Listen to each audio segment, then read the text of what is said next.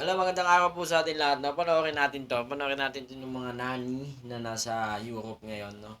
Ewan ko. Ewan ko kung pang-iinsulto ba ang gagawin ko o mananahimik or hindi ko alam. Pero minsan kailangan natin i-educate yung mga tanga, mga bobo na walang alam kundi manood ng vlogs. Vlogs ni Sasot, vlogs ni Maharlika, vlogs ni sino ba 'to? Old School, vlogs ni Duterte, Saras, Wisit. Ito, panoorin natin 'to, yung mga nani! Ha? Kung tawagin sa ibang bansa ay mga nani. Forget about the context or forget about kung anong ibig kong sabihin dito, no? Hindi ako nanda-judge, pero kailangan natin silang educate. Kasi, eto siguro yung mga asawa ng mga pinenpal, asawa ng mga napag-asawa nandun. Diba? Pero wala namang pakialam kung anong kalagayan nila sa buhay, pero dapat silang ma-educate. Kasi, mali yung ginagawa nila eh. Yung kinuha nila yung mga facts nila sa Facebook. Diba? Kinuha nila sa mga vlogs ng mga Duterte's supporters ng mga fake newsers, mga peddlers.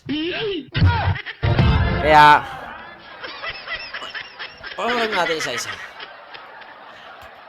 Presenting to you mga salot sa bansang Pilipino. Paano naging salot? Ha? Nandito ba sila para magsalita sila ng ganyan? No? Hindi, wala naman sa pakialam kung paano sila nakapunta sa bansang yan. Pero, dapat, mag-aral sila. Hindi lang yung nanonood lang sa Facebook. Anyway, panoorin natin ito.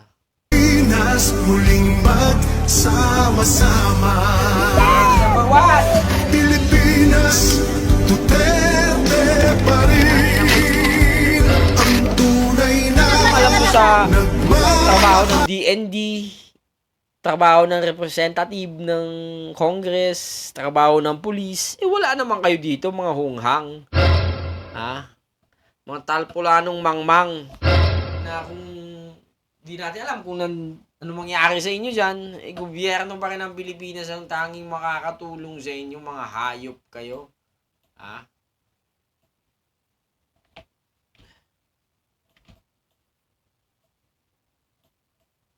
Panoorin nyo. Tingnan nyo mga pagmumukha ng mga hindot na to. Okay? Panoorin nyo. Ina. Kailangan natin silang i-educate kasi puro sila mga mangmang. Mahal sa atin, laban yan ay laban natin. Pilipinas, Duterte pa rin. Anong alam mo sa trabaho ni General Torre, hayop ka? Paano mo nasabing walang kwenta? Paano mo nasabing salot? Ang daming sinasalbang buhay niyang hayop ka. Diba? Hindi mga panatiko ni Duterte na mga mangmang. Educated. Nakapunta lang sa ibang bansa. Napanood nyo yung vlog ni Maharlika na wala naman dito. Napanood yung vlog ni Sasot na wala naman dito sa Pilipinas. Hindi natin alam kung saan kinukuha yung mga facts nila. Diba? Napanood nyo ba yung mga peddlers na nag-iyakan sa Tricom? Bawiin nyo yan. Pukining ina yung mga hayop.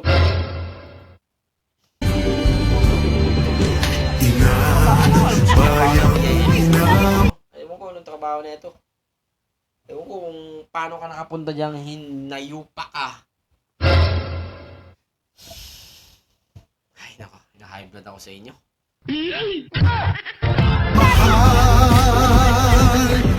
Ano alam mo sa trabaho ng presidente? Naging PTA president nga yata, hindi mo nagawang hayop ka eh. Lagi kang ipagdarasal. Trabaho ni Boying. Attorney yan si Boying. Gago. Kung di ka ba namang hayop na babaeng inutil ka, pepe, na tanging ang puhunan mo lang siguro ay ang iyong, hindi na natin sasabihin. Na muli kitang makita. Pilipinas, Pilipinas.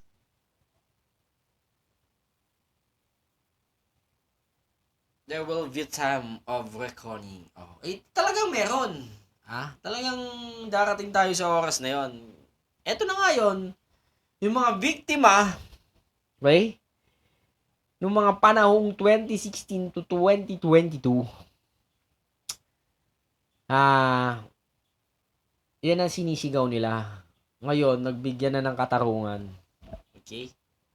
At mabibigyan pa ng katarungan pag na-convict na yan. Kaya huwag kayong magsalita ng patapos. Huwag kayong maging dugha. Huwag kayong maging ulol. Maging sanang educated sana kayo. Yun lamang. At baguhin nyo yung mga ugali nyo, mga hayop kayo. Wala kaming pakialam kung anong profession nyo dyan sa buhay ninyo sa ibang bansa. Pero maging gumalang kayo, maging rumespeto kayo, at bago rin kasi yun na po nakapunta dyan, dumaan din kayo sa mga institusyon ng Philippine government. Kaya magsiayos kayo. Baguhin nyo yung ugali nyong baluktot. Freedom of speech, nandun na tayo.